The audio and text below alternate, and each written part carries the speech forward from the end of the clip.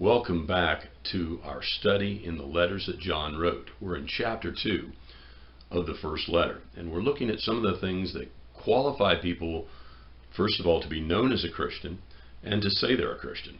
We learned in our last lesson that lip service doesn't count. You can say you're a Christian, but unless you live like one, and unless you have the truth of the Word of God in you, it's not much use, and it doesn't say a whole lot. It doesn't hurt to say you're a Christian, but we always have to back that up by how we live. And it's even more important to live it out, and rather than to just say I'm a Christian all the time. Nothing wrong with that if people ask you if you're a Christian, but it's not as important as how you live each day. And we've seen how if we don't live it out, the truth isn't in us, and we're liars. We're basically liars.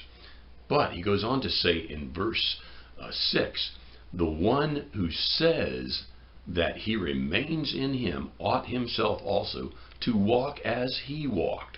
What's he saying? Well, he's saying if we are saying we are a Christian and we are trying to do it, we ought to imitate Jesus. We ought to walk as he, and that's a capital H in that verse. So he's talking about Jesus. We walk as he walked. In other words, we imitate Christ the best we can. And we don't imitate him for the sake of, I got to do this because Jesus did this. Or I got to say it this way because Jesus said it this way. We should have a desire to reflect the life of Christ in us. And when we have that desire, the great things really start happening, because we reflect Jesus in a very genuine way, and that brings the truth that Jesus taught out in our lives. And sometimes that's not verbal, and sometimes it is.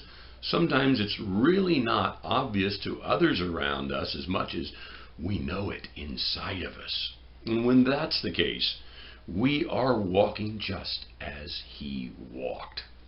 And that's why Jesus gave us so many examples of how to talk to people, how to interact with people, how to think through the will and ways and words of God, and not just the way the world taints us. Because the world is always trying to teach us how to think, how to act, what to say, where to go, what to be, and kind of always trying to make us conform to their image. Jesus says, no, you become one of mine. You'll have the truth in you. You will walk as I walk. And that's the evidence that is dynamic here.